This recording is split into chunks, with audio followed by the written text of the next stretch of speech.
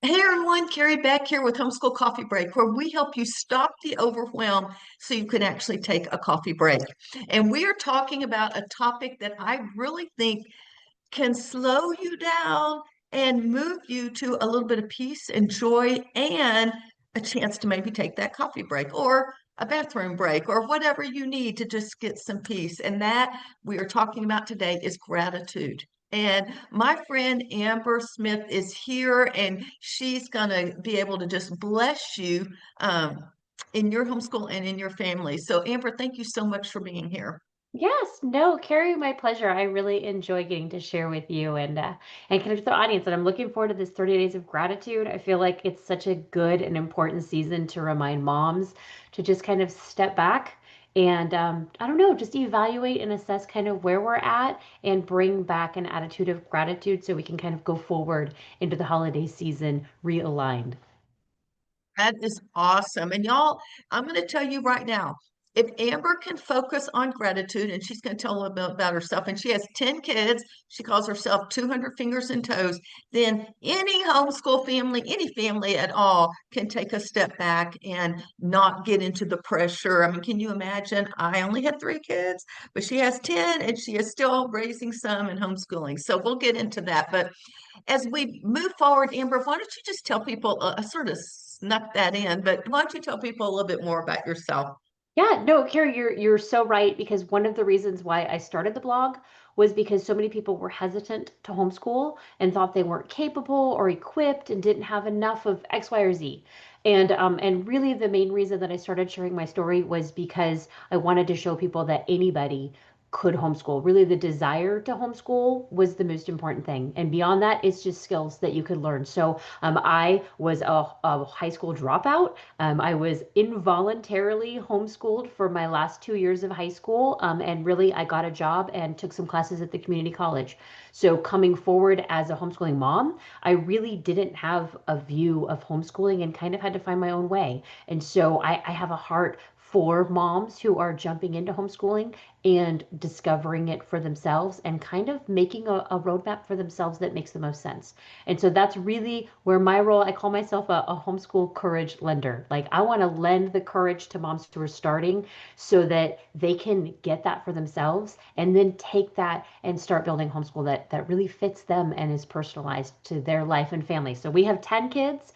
I have graduated 7 and I have the last 3 at home right now. So I am kind of on like the downward slide. We're all down to high schoolers and it's a very exciting time at our house because yeah, I get to see the fruits of that, and I get to see the fruits of all of our children's lives and how homeschooling has provided them with some skills and been unique. We can make it unique for each one, and so that's where I can kind of share and encourage people in that way because we've homeschooled in a lot of different ways and manifestations over the last 20 years. That is awesome. And I just learned something new about Amber. I didn't know you had homeschooled in high school yourself for a couple of years. And I'm like, we've known each other at least 3 or 4. I mean, we've done stuff, but like I got to go to Iowa and speak at the conference where she was working, meet face to face. And I was like, you just never know what you're going to learn about someone. So thanks for sharing that. So, okay, you have made a comment similar to this, like gratitude must be cultivated, nurtured, and practiced. Cultivated, nurtured, I got to read it because make sure I get it right. Cultivated, nurtured, and practiced. What does that really look like in a real family life, especially when you have 10 children or you still have those 3 at home?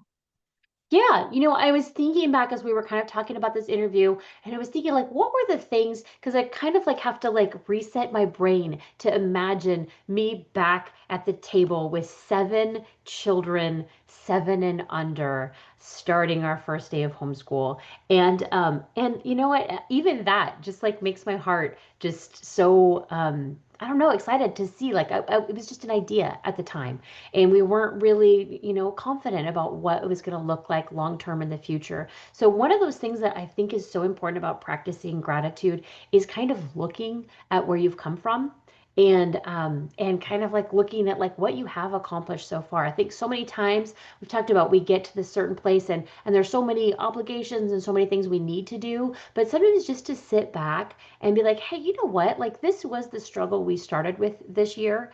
And we really have come a long way and we really have overcome that challenge. And so we kind of do yearly evaluations and we talk about like the skills that we want to build with our kids or maybe character things that we want to address. And then at the end of the year, we go back over that list and we see what we wanted to work on at the beginning of the year. And some years, like we've missed the mark completely, and we just put that on the list for next year. But oftentimes, as we go back and look at the things that we wanted to learn or establish with our family, maybe establish in our personal habits, we can see that, like, oh, wow, actually, we did make a lot of groundwork. Because I think one of the things as a homeschooling mom is your job is never done. Never. Like the dishes will always be there, laundry will always be there, school will always need to be done. And so, without like a finish line, I think it's really important to set some artificial places where we can stop and kind of evaluate what we've done personally. So that's in the homeschool. But I think also, like with our kids, a few really small ways we've established gratitude. I think it was a quote from Little House on the Prairie, but Pa said, "Good morning is one of the best words." And I deeply feel that. Good morning is probably the most important thing that we can say to each other every day. And there's just like a tiny habit that we've established. Like when you wake up in the morning, when you see that first person, we greet each other and we say good morning. And we usually give each other a hug. We're a huge I love you family. So we obnoxiously say I love you in our house. And we say it to our friends and we say it to people's parents.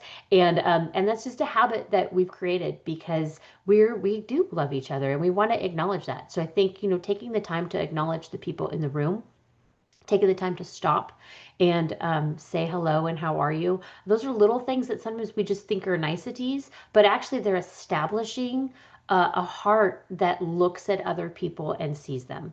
And I think that's really the beauty of homeschooling is like we can stop and see our children in ways that nobody else can. And really, we're the beginning of that. Like for a while, we get to see them in a way that even they don't get to see yet. And so we're forming their idea of themselves. So that gratitude and the things that we build in their early years really help all of us kind of go forward with a heart that looks at each other differently. And I think that's really important to kind of look at people not on surface level, but stop and really see the people in front of us. That is so good. When you started, you were talking about, homeschooling just keeps continuing. Sometimes you need to take a stop and look at what's happened. It made me think of the word remember, and it's a word in the Bible that's used over and over.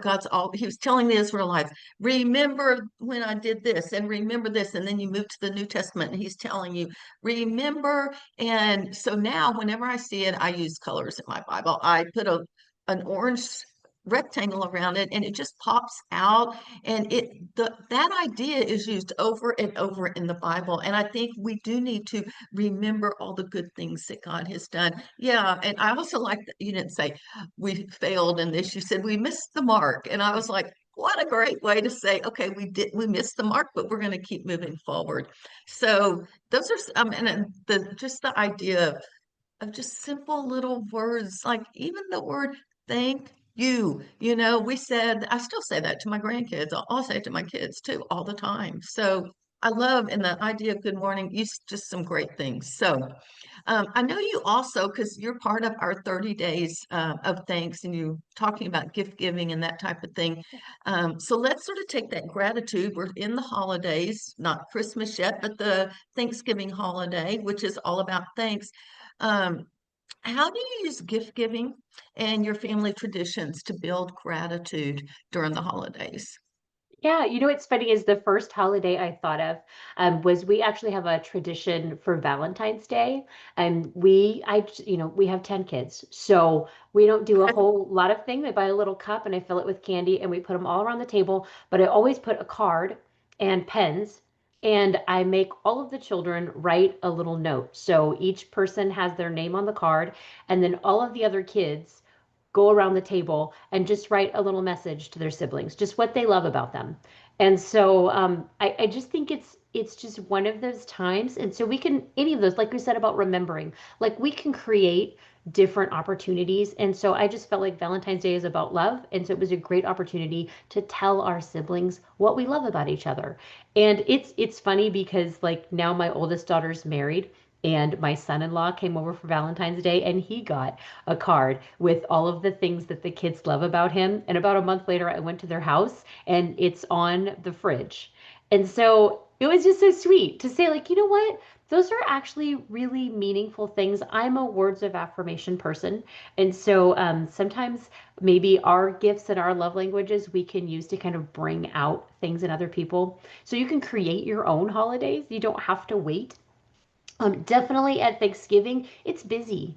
And so I really try to create some intentional opportunities that we don't bypass and forget. So we try to just create some times where we sit together because the holiday I host, it's 30 people plus at our house. So it's a big crazy time. And so it's really important for me to be intentional and set aside time to visit and to share and to say we're thankful. I know we had one Thanksgiving where everybody left and I thought, "Oh my gosh, like we did no like actual Thanksgiving things. We just ate.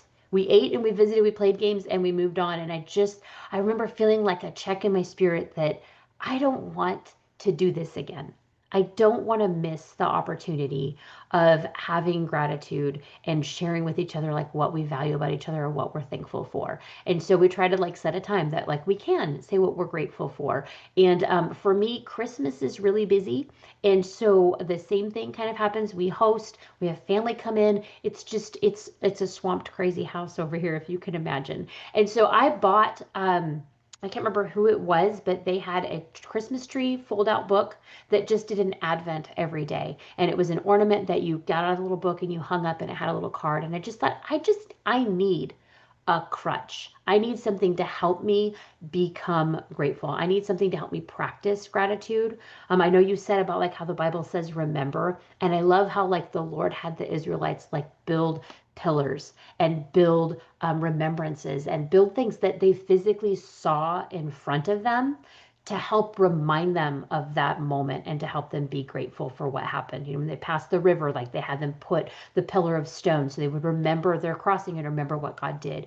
So I think it's very on task to say let's use tools that we have in front of us to help us be in the front of our mind about gratitude. So, you know, if you find a devotional, we have done the She Reads Truth had some kids cards that had a little Advent plan all the way to Christmas. So finding a tool that helps you be intentional, I think is a great way to just help you all focus. And the kids loved it. So like if the kids like it, they will make you do it. And I think that's a great way to like have your kids involved because they will make you remember. And that is a really helpful way to get things done.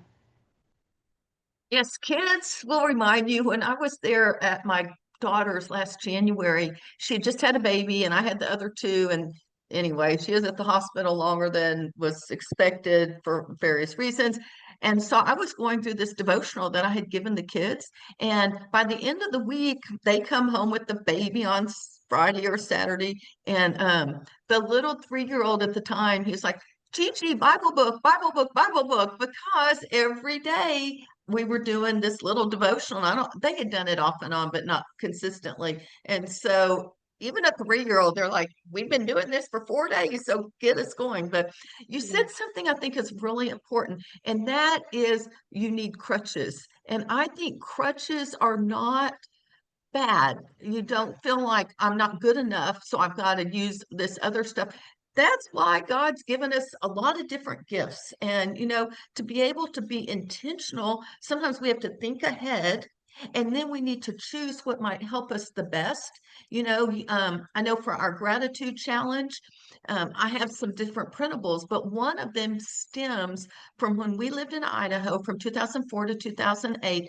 I don't know, it was the first year. I don't know why, but I just got a piece of paper and at the top I write, I'm thankful for, and then numbered it down. And anytime anyone in the family could think of something they were thankful for, they just went to the refrigerator and wrote it down. Then eventually I made a little printable so other people could use it. But it was so simple. It wasn't, it was just, it kept us focused through that month and hopefully continued on from there. Or a gratitude journal with the grandkids a couple years ago.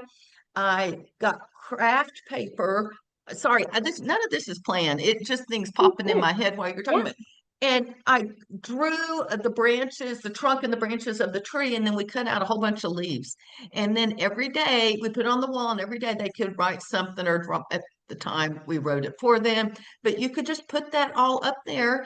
And again, when you got at the time they were 2 and 5, and so they were going to make sure we got that leaf on there every single day. So crutches are not bad. Use things that work for your family as well. So Yeah. also, when I'm thinking about this, so we're talking about family, relationships like with your kids or marriage, that kind of thing. Is there anything that you could say about gratitude, about how maybe it changed your marriage, your relationships with your kids, or maybe even the way that you homeschooled? Definitely. I will say that I think one of the ways that gratitude has really helped me in my relationship with my kids, I am not a controlling person, and I'm a pretty mellow, even keeled person. I have some intensely control oriented children. And so that could be a conflict, and it can be really hard. There are personality things that we have to resolve as homeschooling mothers that can feel all consuming and can feel really difficult. And I remember going through a really difficult time with my oldest daughter, and it was hard. And her personality is very different than mine, and it can feel personal when you're dealing with a child who just doesn't think like you think and maybe challenges you in your parenting. It can feel like they're out to hurt you, and that's just because our mother hearts are tender, and we want to love our kids, we want to do best by them, and so when things are hard, that can be really difficult. And I remember going to my best friend, and I was just complaining, like I just needed somebody to hear me. And I remember she just kind of called me out and said, like, hey, you know what? I'm hearing the words that you're saying about your daughter. And what a brave, beautiful friend to say this. But she just said, I think that you should really think about the words that you're speaking. And and maybe look at that and see if you could speak life over your situation. And for like half a second, I was deeply offended because you know what? Your friend should hear you and should hear your heart and let you complain. But you know what? God bless that she loved me so much that she called my attention to that. And I was being really negative. And in my negativity, I was being defeated about that situation. I was really giving up my power and like claiming that I was powerless. And so in that check that she gave me, I really became intentional and started to speak life over my daughter. And even though she was very strong-willed, I just said, you know what? God made this child this strong-willed. That means that He has a purpose for her that is so great that she needs all of this tenacity to be able to accomplish that. And if I destroy that, she will never be able to do what God has called her to do. And so my job as like her mother and the person who's helping her hone these skills and talents is to help her use this power well. And so I started like being like, I'm a partner with God in helping this child create her purpose. And I just started to speak life over her. And I think that is gratitude. When we can look at a situation and step back and call out what is true and what is real because we know who God created us to be. We know who God called our children to be and speak life.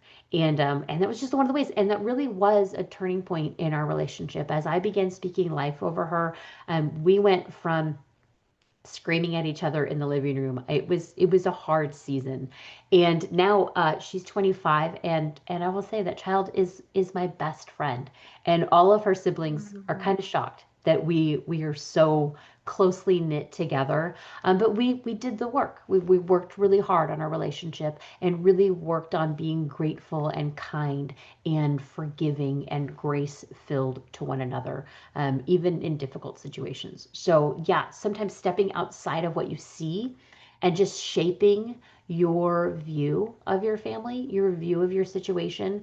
And, like sometimes husbands can be frustrating. They live in a different world and they come home with different mindsets and different things that they've got on their mind. And so we can battle, but also like we can step back and we can be like, you know what, I'm so thankful I'm so thankful for the things that my husband does so that I can be here in this place and in this position I am now. And we're a team.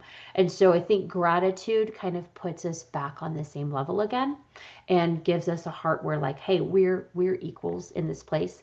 And I'll just share like sometimes my husband and I will sit in bed at night and we just talk about like when we first met or the funny things that brought us Mm. together. And I think that's one of the ways that we practice gratitude is by remembering all of the ways we've succeeded and all of the hard things we've gone through. And I think it's really important. Like we said about remembering, I think it's important in our relationships to remember the struggles and the difficulties and the overcoming so that we can get back to this place where our hearts are knit together and we're on the same team. Mm. Words are so important. Words can cut you down, but they can build you up. And too often, I mean, I'm like you, I can get really negative and start saying things, even about, I love my children, but they can do something that sort of grinds on me. I was like, "Right, why are you treating me like this or whatever?" But we need to, and I don't have the statistic exactly in my head, but something like kids hear 300 something negative words a day and 17 positive. That applies to also probably our marriages, our kids. We need to, you don't do false positive words. Like you don't just say good things to say them. You need to speak truth to them and speak life.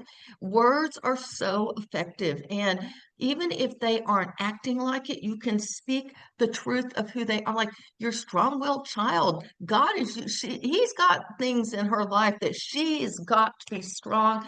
I mean, my mom would have told you I'm a strong-willed child too. And my husband would say I was stubborn. And yet that stubbornness can be used to be faithful for years and years and years, despite bad things going on in our family and our lives. So use even things that grind on you, like speak life to them and really focus on speaking truth and building them up and noticing. You got to pay attention to when they're actually doing something that you can praise them for as well. And then the other word you used was forgiveness. We were talking about this at Bible study because we were going through Ephesians 5 on husbands and wives and all this stuff. And it was all about we need to forgive, and they're going to get on our nerves. Forgive and go on and let God take care of that. He's the only one that can change anyone. Okay, that's my little soapbox for the day. You really said some good things. So I also think this goes to show so some moms may not be at the point where they can actually give out because they're not really taking care of themselves. And self-care can have a really bad connotation. I like to call it spiritual care, but sometimes we shouldn't feel guilty. We need to put the airplane mask on us and take care of ourselves first and maybe have some personal gratitude. Take some self-care and take care of the spiritual atmosphere of our home so that we can do what you just talked about. If moms are struggling to sort of take care of themselves or to just feel grateful about what God's doing in their life, what would you suggest to them? I know some of them are overwhelmed and not appreciating, and they got a lot going on. How would you encourage a mom like that? First of all, I thought of a funny memory when we were discussing talking about this. I had a period of time where I am, again, a words of affirmation mother, and I felt very empty in the gas tank. And I had like, seven little ones and just, a high intensity need life. And I just felt like I was not getting enough positive words fed back to me. So I made a rule that the oldest boys, whenever they answered me, they had to say, "Yes, mother, most beautiful of women." And it was hilarious. It went on for a year.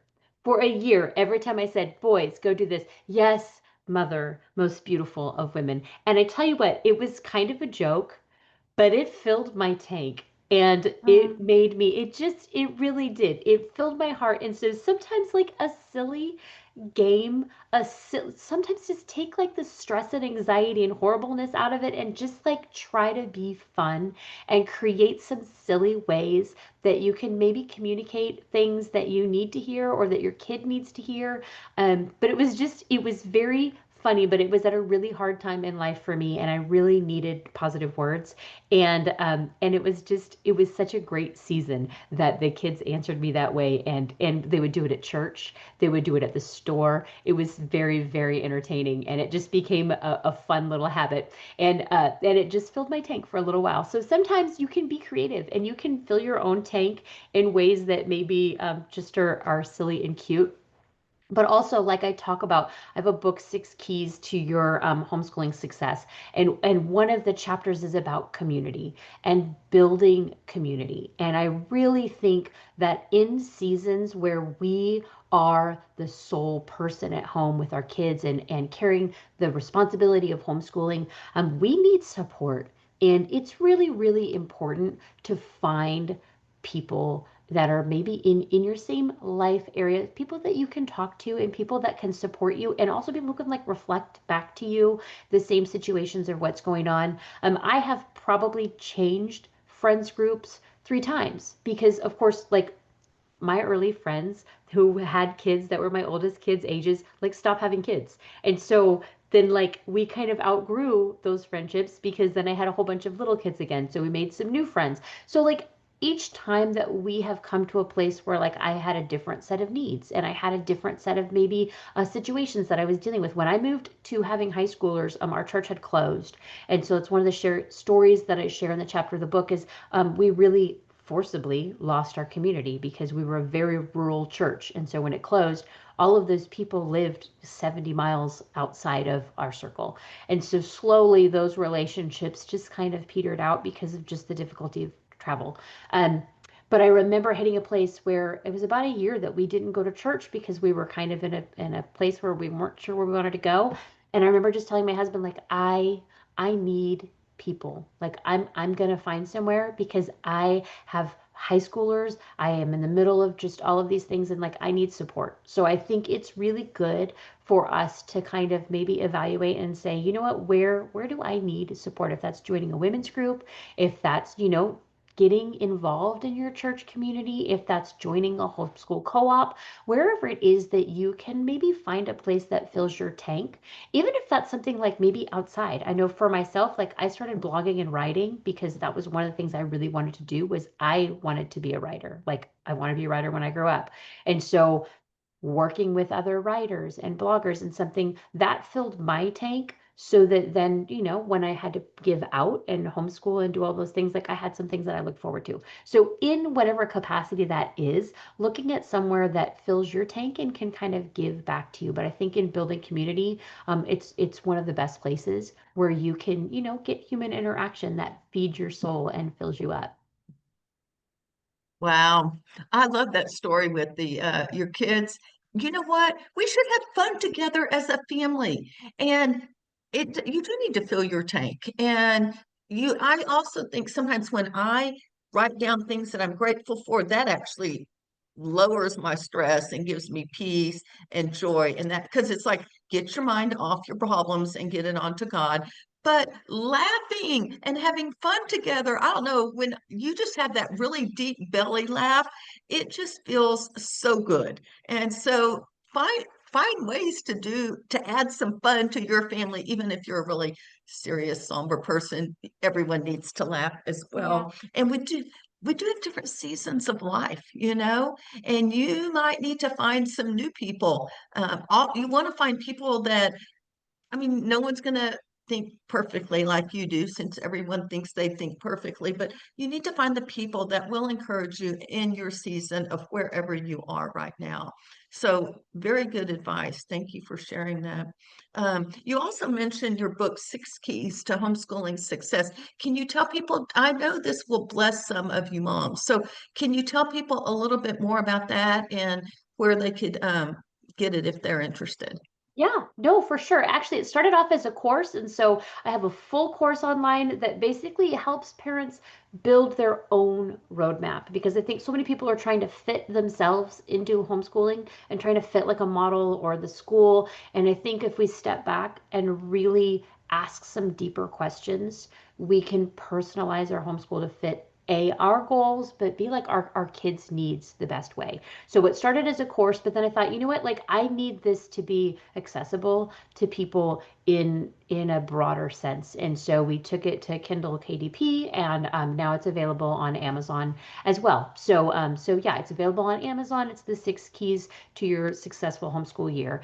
And I just wanted every parent to have access to ask the right questions before they start. So it's just a course and a guided journal in the back, and it says questions each week. And as you answer those questions, you build a roadmap for you. Because I remember reading online, somebody asked the question, hey, I'm going to homeschool. What curriculum should I use?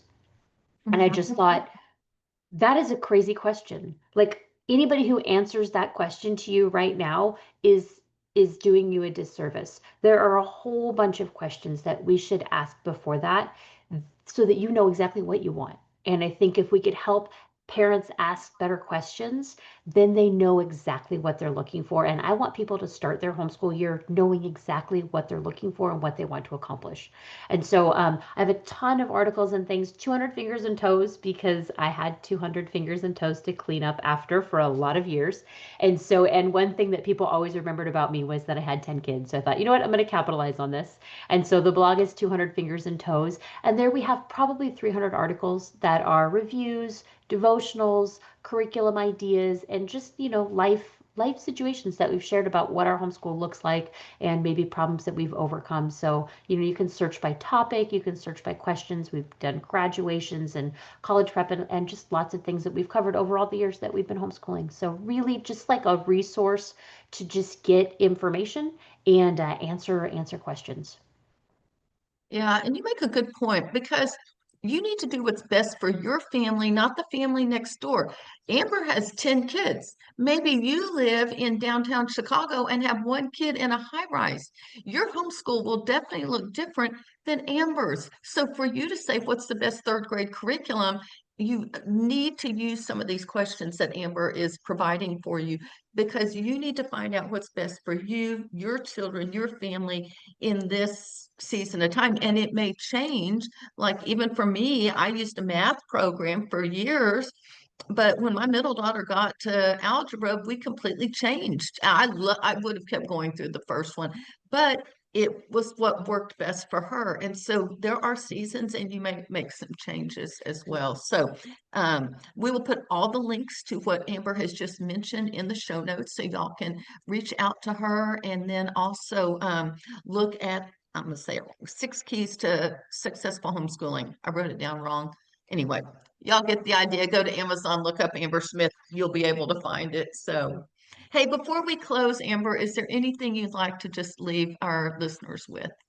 Yeah, you know what? I'll say this that gratitude, I think, really helps you get unstuck from limiting ideas. And I think so many times we set limitations on ourselves by what we think and what we speak. And so sometimes just like stepping back and looking at where we're at with gratitude and with thankfulness can just help us reorient ourselves to see the life that we've built. I think if the parents who have chosen to homeschool, like we've already made some really big decisions and we've already made some big changes because we want a different life. And so sometimes just stepping back and saying like, wow, like we really have been generation changers. Maybe we've been curse breakers. Maybe we've moved forward in so many ways. And so really give yourself the time to step back and acknowledge like the positive changes that you've made because you want different and better for your family.